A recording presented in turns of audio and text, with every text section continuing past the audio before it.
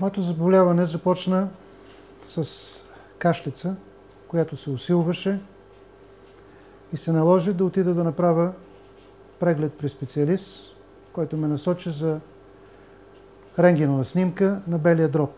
От рентгеновата снимка се установи, че имам петно и ме изпратиха в белодробната болница в София, където направиха скенер и се установи, че имам рак. Аз не съм пушач и тази диагноза много ме учуди. В първия момент изпаднах в шок. Всичко се срина. Просто бех в безтегловност. Започнах лечение в болница Сердика в София с назначеното ми химиотерапия. Изкарах 6-месечен курс, след което направих PET скенер, на който се видя, че резултатът е нулев или почти нулев. И получих множество увреждания, като изтръпване на ръцете и краката, отпадналост, отслабнах и просто се чувствах много зле. Свързвахме се с доктор Петров и той ни посъветва да направим повторен тест в Белгия. Да, надеждата последна умира и когато човек вижда светлина в тунела, той се хваща за нея и си я следи.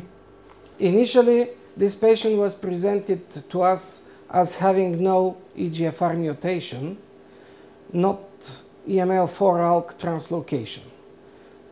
This has been done in another lab, and we decided to not repeat these tests, but to go further with some deep understanding about the biology of the tumor and the signaling pathways in this tumor in order to advise the clinical oncologists how to act further, how to treat the patient further.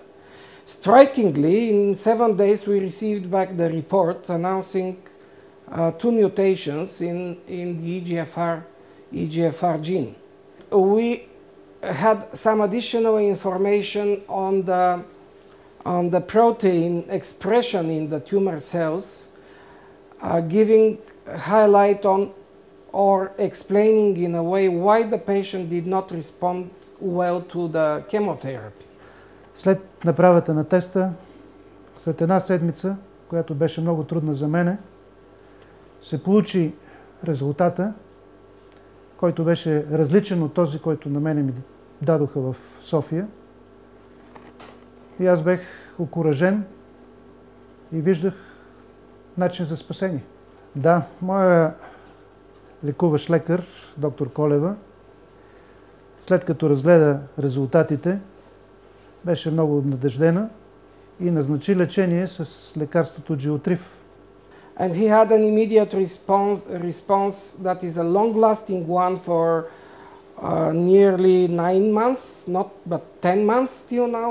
His tumor is at least 70% less, the initial tumor and lymph node metastasis as well. He still has a very good response to the initiated therapy. Което за мен и за лекарите беше чудо. Now with Oncotrace we can expect two outcomes. The first one is to have and to monitor the amount of the circulating tumor DNA that is in the blood. Този тест ми се прави на всеки 2 месеца. Взима ми се кръв. Тази кръв се изследва и се следи нивото на белтъка, който е в кръвта. Вследствие на това изследване се установява дали мутацията, която е в моята кръв, е нормална или получава някакво изменение.